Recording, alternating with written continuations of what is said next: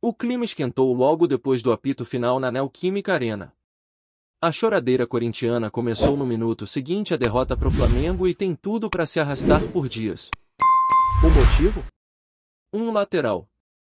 Isso mesmo. Um simples lance de lateral virou motivo para muita reclamação, muito barulho e pouca autocrítica. O Flamengo venceu por 2-1, de virada, e o segundo gol da partida, marcado por Luiz Araújo, veio depois de uma cobrança rápida feita por Gonzalo Plata. Os corintianos alegam que a bola teria saído por último no toque do jogador rubro-negro e que, portanto, o lateral seria deles. Só que nas imagens fica claro que o toque final foi do jogador do Corinthians. Lateral bem marcado, jogada rápida, passe do Carrascal e uma finalização perfeita do Araújo, tirando do goleiro Hugo Souza, que nada pôde fazer.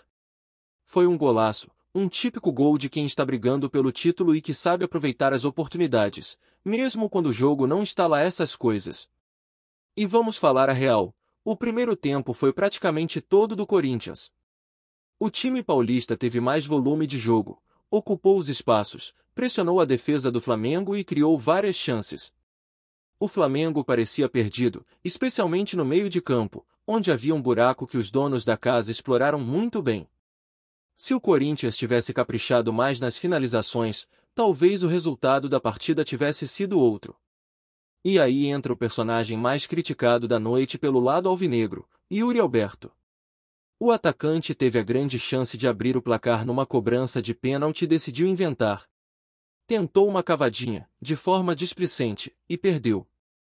O goleiro Rossi, bem posicionado, defendeu com facilidade. Esse lance mudou o rumo da partida. Um gol naquele momento poderia ter dado confiança ao Corinthians e colocado pressão no Flamengo. Mas não foi isso que aconteceu. O time rubro-negro, mesmo com dificuldades, se manteve vivo no jogo, voltou melhor no segundo tempo e conseguiu a virada que o colocou isolado na liderança do Campeonato Brasileiro. Aliás, essa liderança vem se consolidando rodada após rodada. Com a vitória, o Flamengo chegou a 54 pontos e abriu uma vantagem importante na ponta da tabela. O Cruzeiro, que era o vice-líder, perdeu para o Vasco e estacionou nos 50. O Palmeiras, outro concorrente direto, também tropeçou diante do Bahia e ficou nos 49. Ou seja, só o Flamengo venceu entre os 4 primeiros. O Mirassol também perdeu, dessa vez para o Atlético Mineiro. Quem se aproveitou da situação foi o Bahia, que venceu o Verdão e subiu na tabela. O Botafogo, com a mesma pontuação do Bahia, segue ali na cola. Já o São Paulo e o Fluminense aparecem mais atrás, ainda tentando se firmar no pelotão de cima. A briga tá boa, mas ninguém pode negar que o Flamengo hoje é o time mais sólido e mais consistente do campeonato. Voltando ao jogo de Itaquera, a atuação do Flamengo no segundo tempo foi digna de quem quer ser campeão. Felipe Luiz mexeu bem no time, corrigiu as falhas do meio de campo, organizou a saída de bola e deu mais liberdade para os pontas, que passaram a incomodar a defesa adversária. A entrada de Carrascal também foi fundamental. Ele deu mais dinâmica ao meio e participou diretamente do gol da virada. O time mostrou uma maturidade impressionante, principalmente num jogo fora de casa, contra um adversário que historicamente costuma complicar. E mesmo sem fazer uma partida brilhante, o Flamengo foi cirúrgico nas oportunidades que teve. Foi um daqueles jogos em que a raça e a competência se sobressaem diante da técnica. E é assim que se constrói uma campanha de campeão. Agora, sobre o lance do lateral. É impressionante como certos clubes preferem se apegar a detalhes para justificar derrota. A arbitragem acertou, as imagens estão aí para provar. O Flamengo foi mais eficiente, ponto. E quando um time perde dentro de casa, mesmo tendo jogado melhor durante boa parte do jogo, o caminho mais maduro é olhar para dentro e corrigir os próprios erros. Reclamar de arbitragem como se isso fosse a causa principal da derrota é desviar o foco do que realmente importa. O Corinthians teve chance de matar o jogo no primeiro tempo. Não matou. Pagou o preço. Enquanto isso, quem também protagonizou cena lamentável foi Abel Ferreira. O técnico do Palmeiras, depois da derrota para o Bahia, resolveu dar mais um dos seus shows particulares. Reclamou do gramado da Arena Fonte Nova, culpou o estado do campo pela má atuação do time e ainda fez críticas pesadas à estrutura da partida. Mas aí veio Rogério Ceni, que comanda o Bahia, e colocou o português no lugar dele. Disse que, para um time como o dele, que sai jogando desde a defesa, que trabalha a bola e propõe o jogo, o gramado ruim realmente é um problema. Já para o Palmeiras, segundo ele, que joga basicamente com ligações diretas, o gramado não faz tanta diferença assim. O recado foi direto e reto. Ceni ainda cutucou dizendo que, vindo de um treinador que atua semanalmente num gramado sintético, é no mínimo estranho tanta reclamação quando se trata de campo natural. Foi uma resposta dura, mas que escancarou uma realidade. Quando o Palmeiras perde, o Abel sempre arruma um culpado fora de campo. Nunca é o time, nunca é o próprio trabalho. E essa derrota do Palmeiras, somada ao tropeço do Cruzeiro, deixou o caminho ainda mais aberto para o Flamengo disparar. O time agora volta para casa e já se prepara para o próximo compromisso, que será contra o próprio Cruzeiro, no Maracanã. Jogo grande, confronto direto, e oportunidade perfeita para aumentar ainda mais a vantagem na liderança. Depois disso, tem mais uma pedreira, o Bahia, fora de casa, lá na Fonte Nova, onde o Palmeiras acabou de cair. Ou seja, sequência decisiva pela frente, mas o Flamengo tem totais condições de se impor. Falando em Flamengo, o elenco viveu uma verdadeira maratona nos últimos dias. Depois de enfrentar o Estudiantes pela Sul-Americana, a delegação viajou para São Paulo para encarar o Corinthians. Só que na volta pro Rio de Janeiro, teve problema. O voo, que estava marcado para sair de madrugada, acabou atrasando por conta de uma falha no ar-condicionado do avião. Resultado, os jogadores só chegaram no Rio quase 5 horas da manhã. Uma semana intensa, cheia de viagens, treinos e jogos. O elenco estava esgotado e tudo que os caras queriam era voltar para casa. Mas deu ruim. Agora, com esse tempo apertado, a comissão técnica vai ter que trabalhar bem a recuperação física dos atletas. O bom é que hoje foi dia de descanso total. Amanhã, todo mundo de volta aos trabalhos. Inclusive com uma data simbólica, Felipe Luiz completa 1 ano à frente da equipe. Um trabalho que, aos poucos, vai ganhando consistência, com um time cada vez mais competitivo, cada vez mais entrosado, e com peças importantes crescendo no momento certo da temporada. E só para não passar batido, a atuação de Luiz Araújo merece um destaque à parte. O gol da virada foi uma pintura. A forma como ele pega de primeira, batendo de chapa, no canto, mostra a qualidade técnica do jogador. Ele vem crescendo, se firmando e mostrando que pode ser uma das peças decisivas nessa reta final. Depois do jogo, ainda teve aquela brincadeira na zona mista, perguntando se ele mandaria uma mensagem pro Yuri Alberto, dando uma aula sobre como bater cavadinha. A resenha é boa, mas o recado ficou claro, tem gente ali do outro lado que precisa assumir responsabilidade. E assim vai se desenhando mais uma rodada eletrizante do Campeonato Brasileiro. Emoção não falta, polêmica tem de sobra, e o Flamengo, nesse cenário todo, vai consolidando sua força. A torcida está empolgada, o elenco está focado e o time está jogando com inteligência. Mesmo quando não brilha, consegue os resultados. E isso é coisa de quem tem estrela, de quem sabe aonde quer chegar. E enquanto o Flamengo volta com moral de São Paulo, mesmo depois de um sufoco na viagem, o foco já muda completamente para o próximo duelo no Maracanã. O Cruzeiro vem aí, e o clima de decisão já está no ar. Jogo entre líder e vice-líder sempre tem um peso diferente. Ainda mais quando os dois times chegam em momentos tão distintos. O Flamengo vem embalado, crescendo na hora certa, com peças-chave ganhando ritmo e confiança. Já o Cruzeiro, depois de uma boa sequência, acabou tropeçando contra o Vasco e acendeu um alerta interno. Foi um jogo em que o time mineiro não conseguiu se impor, sofreu defensivamente e ainda saiu com uma derrota dolorida. Isso faz com que o confronto contra o Flamengo se torne ainda mais decisivo pro lado deles, enquanto pro Mengão, é a chance de abrir 8 pontos de vantagem sobre um concorrente direto e colocar uma pressão enorme nos perseguidores. Felipe Luiz sabe disso e já começa a armar o time com atenção total aos detalhes. A questão física será fundamental, especialmente por conta do desgaste das últimas viagens. O técnico vai precisar avaliar quais jogadores estão em melhores condições, quem pode ser poupado, e quem precisa ser recuperado com urgência. O meio-campo, por exemplo, sofreu muito contra o Corinthians e precisa voltar a ter mais consistência. João Gomes, quando está bem, é o termômetro da equipe. Se ele consegue morder, pressionar e conectar a defesa com o ataque, o Flamengo cresce junto. Mas quando ele não está no melhor ritmo, o time sente, e o adversário ganha espaço para construir jogadas perigosas.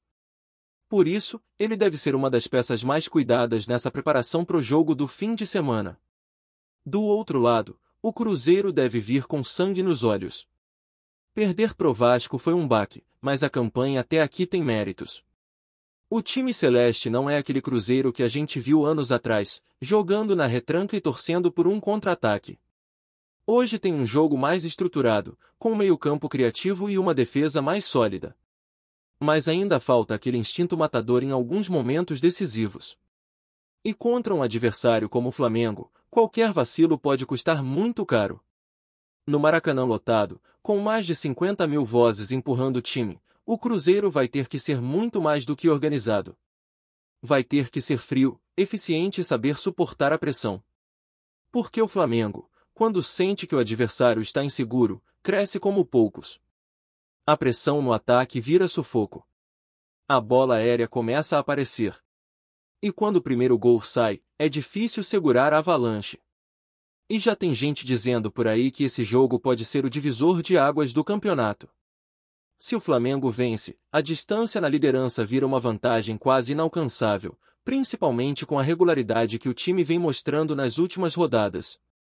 É o tipo de vitória que dá moral e, ao mesmo tempo, abala os adversários. Já se der empate ou vitória do Cruzeiro, a disputa volta a ficar embolada. Então, é o tipo de confronto em que não se pode piscar. E se tem uma coisa que o torcedor rubro-negro sabe é que o time cresce nesses momentos. Em jogo grande, com peso, com responsabilidade, o Flamengo costuma se agigantar. E se o Cruzeiro já preocupa, o próximo adversário também promete muito trabalho. O Flamengo vai enfrentar o Bahia lá em Salvador, e o jogo já tem um ingrediente a mais com toda essa repercussão em cima do gramado da Arena Fonte Nova. Depois do chilique de Abel Ferreira, os olhos agora estarão voltados para a reação do Flamengo em campo. Se jogar bem, se vencer, o discurso muda. Aí a culpa não é mais do gramado, e sim da falta de competência dos adversários. O Bahia mostrou que sabe usar o fator casa a seu favor.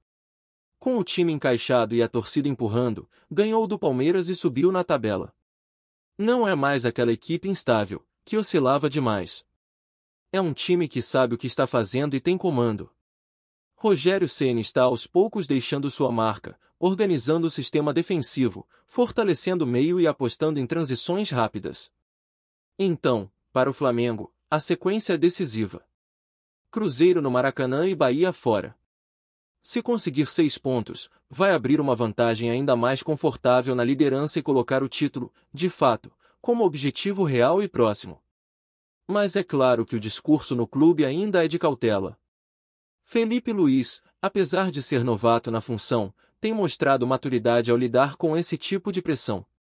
Ele entende que o campeonato é longo, que as armadilhas aparecem e que é preciso rodar o elenco na hora certa. O trabalho vem sendo bem feito, e isso se reflete na postura dos jogadores. O Flamengo hoje tem um grupo mais equilibrado emocionalmente, que não entra em desespero quando está atrás no placar, que não se abate com críticas externas e que sabe resolver na bola. E o que ajuda muito é o ambiente dentro do clube. Hoje, o clima é leve, é de confiança. Os jogadores se respeitam, a comissão técnica trabalha com liberdade e o extracampo não tem sido motivo de dor de cabeça. Diferente de temporadas anteriores, em que polêmicas e vaidades acabavam interferindo no desempenho dentro das 4 linhas, o Flamengo atual parece mais focado. E isso está fazendo toda a diferença. Até mesmo jogadores que estavam em baixa, como Luiz Araújo, começaram a mostrar serviço. E é aí que mora a força de um time que quer ser campeão, não depende de 1 ou 2 nomes, mas sim de um grupo inteiro. Quando alguém não está bem, outro entra e dá conta do recado. E falando em grupo, é impossível ignorar a importância do goleiro Rossi nesse momento da temporada. A defesa do pênalti contra o Corinthians foi crucial para manter o Flamengo no jogo e permitiu a virada. Mais do que isso, foi um momento que simbolizou a confiança do elenco em si mesmo. Se aquele gol tivesse saído, o Flamengo teria que correr atrás de um resultado ainda mais complicado. Mas com a defesa, o time ganhou moral, ganhou tempo, e conseguiu se reencontrar na partida. São esses detalhes que fazem diferença em campeonato longo. Um pênalti defendido aqui, um gol salvador ali, e a história vai se construindo. Tá curtindo o vídeo? Então deixa aquele like maroto, comenta aí o que tu tá achando e compartilha com os parceiros de arquibancada. Bora fortalecer o Central Rubro-Negro, rapaziada. O Flamengo pode estar prestes a sacudir o mercado da bola de forma inesperada. Nos bastidores, circula com força o rumor de que Bento Matheus Krepski, goleiro ítalo-brasileiro que atualmente defende o Al-Nassr e a seleção brasileira, já estaria registrado e apto a estrear pelo clube carioca. A notícia, que começou a ganhar corpo nas redes sociais e em grupos de torcedores, coloca o Flamengo como protagonista de um possível movimento estratégico no futebol nacional. Fontes próximas ao clube indicam que a diretoria acelerou os trâmites burocráticos para garantir a inscrição de Bento a tempo de ele figurar na lista de relacionados para os próximos compromissos. A expectativa é enorme. A chegada de um arqueiro com experiência internacional e passagens pela seleção brasileira é vista por muitos como um reforço imediato para a disputa de títulos. Alguns dirigentes teriam demonstrado entusiasmo com a possibilidade de Bento assumir a titularidade de forma quase instantânea, dada a confiança que já desperta nos setores de análise de desempenho do clube. Entre torcedores, a especulação se transformou em um verdadeiro burburinho. Nas redes sociais, perfis ligados ao Flamengo comentam sobre a técnica apurada, a segurança sob as través e o perfil de liderança do goleiro, reforçando a ideia de que Bento não seria apenas mais uma contratação, mas um verdadeiro trunfo para a temporada. Há quem acredite que a estreia poderá ocorrer já no próximo clássico, uma decisão que faria o time rubro-negro entrar em campo com um fator surpresa que promete movimentar a cabeça dos adversários. Ainda sem confirmação oficial sobre o planejamento do treinador, o clima de expectativa domina o Flamengo. A imprensa esportiva acompanha cada movimento, e há quem aposte que a adaptação de Bento será rápida, dado seu histórico em clubes internacionais e na seleção. Entre rumores de que negociações paralelas estariam em andamento, o que se fala nos corredores é que a diretoria quer consolidar o goleiro como peça-chave para os objetivos do ano, aumentando o debate sobre a força do Flamengo nos torneios nacionais e continentais. Enquanto isso, a torcida segue dividida entre ansiedade e euforia, imaginando como será ver Bento defendendo a camisa rubro-negra. A chegada do goleiro ítalo-brasileiro, mesmo que ainda envolta em mistério, já provoca reflexos nas análises táticas de adversários e nas expectativas de conquistas, deixando claro que o Flamengo está disposto a mexer no tabuleiro e que a temporada pode ganhar contornos ainda mais interessantes com essa possível estreia. É isso, família! Valeu demais por acompanhar até aqui! Se ainda não se inscreveu, tá moscando, hein? Ativa o sininho para não perder nenhum papo de Mengão Raiz. Aqui é Central Rubro-Negro, aqui é Flamengo até morrer. Tamo junto!